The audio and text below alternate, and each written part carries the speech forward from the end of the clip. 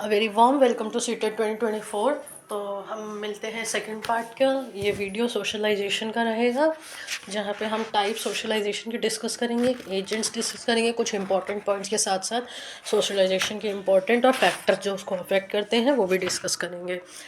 तो टाइप्स रहेंगे हमारे 5 टाइप्स होते हैं, मेन हमारे 3 टाइप्स होते हैं। ठीक है, तो पहला है हमारा प्राइमरी सोशलाइजेशन।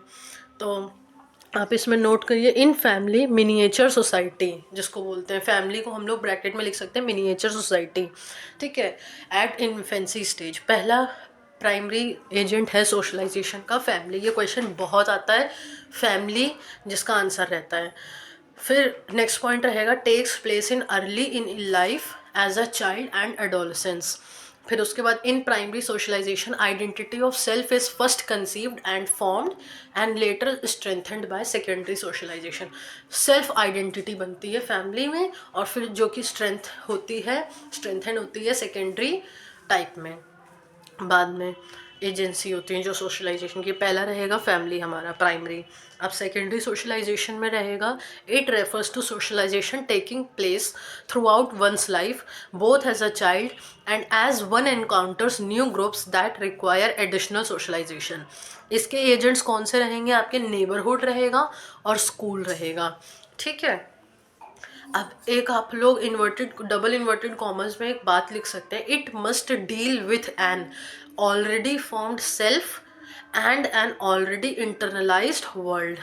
ये स्टेटमेंट बहुत इंपॉर्टेंट है। ठीक है, जैसे कि आप समझेंगे, पहले तो हम एक सेल्फ हमारे अंदर आइडेंटिटी आ गई जो कि कहाँ से आई? प्राइमरी सोशलाइजेशन से आई। और एक ऑलरेडी इंटरनलाइज्ड वर्ड, हम लोग पिछले वीडियो में देखा होगा इंटरनलाइजेशन, जो कि 2 लेवल में से एक लेवल था सोशलाइजेशन का। तो ऑलरेडी इंटरनलाइज्ड वर्ड और सेल्फ आइडेंटिटी जब बन जाती है उसके बाद ही सेकेंडरी सोशलाइजेशन वर्क अपॉन करता है। तीसरा हमारा सोशलाइजेशन रहेगा डेवलपमेंटल सोशलाइजेशन। तो उसमें क्या रहेगा? जिसमें कि हम एक कोई भी पर्टिकुलर स्किल लर्न करते हैं, in this we learn a particular skill. फिर इसके बाद रहेगा anticipatory socialisation, adapting any role in outside society according to society needs. मतलब कि एक ऑक्यूपेशन की तरीके से होगा। जैसे स्टूडेंट है तो वो स्टूडेंट क्या रोल प्ले करेगा? कोई बच्चा है तो स्टूडेंट का रोल हो गया, ठीक है, चिल्ड्रंस का रोल हो गया, ये हो गया। अब कोई बड़ा है, एडल्ट है, तो वो किसी ऑर्गेनाइजेशन में सपोज करिए वर्क कर रहा है, तो सोसाइटी में उसका क्या रोल रहेगा? वो उसने रोल अडेप्ट कर लिया। तो ये आता है एंटिसिपेटरी सोशलाइजेशन में। फिर इसके बाद रहेगा रीसोशलाइजेशन। Again, socialization due to society needs and old norms needs to be updated. Old rules are changed or replaced by new. मतलब कि again socialisation of workplace, जैसे कि कुछ पुराने रूल्स थे, ठीक है, उनको हमने चेंज करा, न्यू रूल्स बनाए, और दोबारा से उस वर्क प्लेस का सोशलाइजेशन हुआ, नए नॉर्म्स आए। ये होता है रीसोशलाइजेशन। अब इसके बाद हम एजेंट्स ऑफ सोशलाइजेशन डिस्कस करेंगे। 2 पार्ट्स में डिवाइडेड होते हैं, एक्टिव और पैसिव। एक्टिव वो जो सोशलाइजेशन में डायरेक्टली इन्वॉल्व होते हैं, और पैसिव वो जो इनडायरेक्टली इन्वॉल्व होते हैं।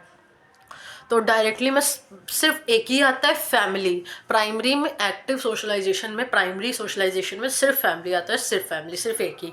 और बाकी जितने भी एजेंट्स हैं वो सारे पैसिव में कवर होंगे, इनडायरेक्टली सोशलाइजेशन में।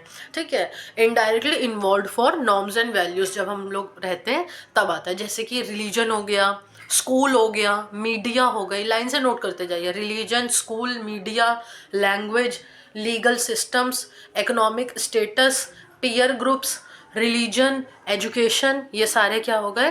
पैसिव एजेंट्स हो गए सोशलाइजेशन के। अब एक और पैसिव एजेंसी है सोशलाइजेशन की, पब्लिक लाइब्रेरी। ये भी क्वेश्चन डायरेक्टली पुट अप होता है, ठीक है, ऑप्शंस में दिया रहेगा। अगर प्राइमरी पूछा है तो फैमिली आप देंगे, अगर प्राइमरी के अलावा सेकेंडरी पूछा है तो इन सब में से कोई सा भी दे सकते हैं, school, media, language, legal system, economic status, peer groups, religion, education, कोई भी दे सकते हैं, पब्लिक लाइब्रेरी भी दे सकते हैं। अब ये कि 2 पॉइंट्स लिखे हुए हैं, ये डायरेक्ट ऐसे ही पुट होके आते हैं कि जेंडर क्या है, सोशल कंस्ट्रक्ट है कि बायोलॉजिकल कंस्ट्रक्ट है। तो हम लोग लिखेंगे कि gender is a social construct. और सेक्स क्या है, बायोलॉजिकल कंस्ट्रक्ट है कि सोशल कंस्ट्रक्ट है, तो हम लिखेंगे ये बायोलॉजिकल कंस्ट्रक्ट है। ये कंफ्यूजिंग रहते हैं लेकिन आते हैं डायरेक्टली ऐसे ही, आपको ऐसे ही लर्न रखना पड़ेगा।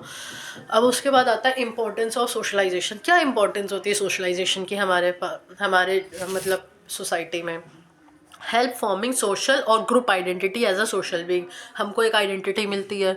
दूसरा पॉइंट हैप्पीनेस, ठीक है। तीसरा हैबिट्स, और फोर्थ है कॉपरेशन। कुछ फैक्टर्स भी अफेक्ट करते हैं सोशलाइजेशन को, वो रहेंगे नेशनैलिटी, आप इंडियन है, अमेरिकन है, कैसे हैं, उसी तरीके से आपका सोशलाइजेशन होगा। जेंडर, आप मेल हैं कि फीमेल हैं, कल्चर कैसा है आपके आसपास, सोसाइटी कैसी है आपके आसपास, कौन सी लैंग्वेज यूज़ हो रही है, कौन सी बुक्स हैं जिनसे आप रेफ़र करते हैं, कैसा इन्वायरमेंट है, कौन सी रेस मतलब कि कास्ट है, कौन सी इकनॉमी है फॉलो होती है, इस तरीके से कुछ फैक्टर्स ये अफेक्ट करते हैं सोशलाइजेशन के। तो अब इसके बाद एक टॉपिक रहेगा जेंडर कॉन्स्टेंसी, जिसकी वजह से जो बच्चे होते हैं वो अपने जेंडर के बारे में समझते हैं और अपने रोल समझते हैं और उसी तरीके से बिहेव करते हैं, जैसे क्लोथिंग हो गया, टॉकिंग हो गया, क्या उनके वर्क्स हैं वो। ठीक है, तो नेक्स्ट टॉपिक रहेगा स्टेजेस।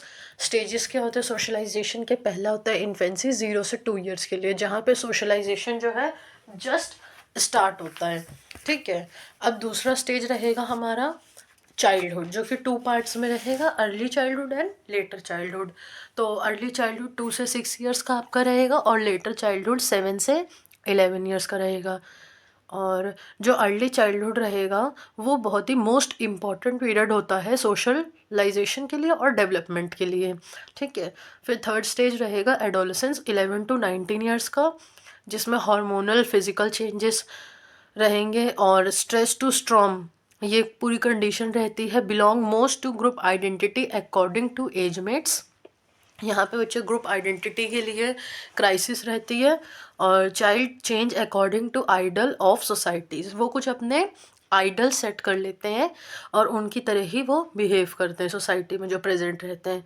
और लास्ट टॉपिक रहेगा एजुकेशनल इम्प्लीकेशन, क्या होती है सोशलाइजेशन की। तो it is able to interact with child, appear as role model as parents, teachers and as media persons. We should be aware and conscious. तो ये सारे कुछ टॉपिक्स कवर होते हैं हमारे सोशलाइजेशन के अंदर। अब मिलेंगे नेक्स्ट वीडियो में थ्योरीज ऑफ सोशलाइजेशन के साथ, जिसमें कि हम यूरी ब्रोफेन-ब्रेनर्स की सोशल डेवलपमेंट थ्योरी के बारे में पढ़ेंगे। ठीक है, और उनके स्टेजेस पूरे पढ़ेंगे, मतलब कि लेवल्स, उनकी एजुकेशनल इम्प्लिकेशंस देखेंगे। उसके बाद एक थ्योरी रहेगी चार्ल्स हार्टन कूली की, जो कि है लुकिंग ग्लास सेल्फ थ्योरी। ठीक है, फिर उसके बारे में उसके स्टेप्स हम समझेंगे, पूरा उसका कॉन्सेप्ट क्या रहेगा वो समझेंगे। आई एंड मी की बात जिसने कही थी जीएम मीड ने, वो समझेंगे। फिर उसके बाद सेल्फ डेवलपमेंट के 3 स्टेजेस होते हैं, वो समझेंगे। उसके बाद सिंबॉलिक इंटरेक्शन के कुछ फॉर्म्स होते हैं, उनके बारे में जानेंगे, जैसे कि लैंग्वेज होता है, प्ले होता है और गेम होता है। फिर कंक्लूजन को समझते हुए हम लोग यूरी ब्रोफेनबर्ग की कॉन्सेप्ट वाइज भी थ्योरी को समझेंगे, जहाँ पे एक एक सिस्टम को हम डीपली डिस्कस करेंगे। और इसी के साथ हमारा सोशलाइजेशन टॉपिक कवर होगा। तो मिलते हैं नेक्स्ट वीडियो में। और अगर आपको ये वीडियो पसंद आता है तो इसको लाइक करें, शेयर करें, चैनल को सब्सक्राइब करें। एक इंस्टाग्राम चैनल भी इसी नाम से चलता है, टीचिंग के नाम से, तो वहाँ पर भी आप विज़िट कर सकते हैं। और आगे और सीटेट के कंटेंट के लिए कनेक्टेड रहिए। Thank you.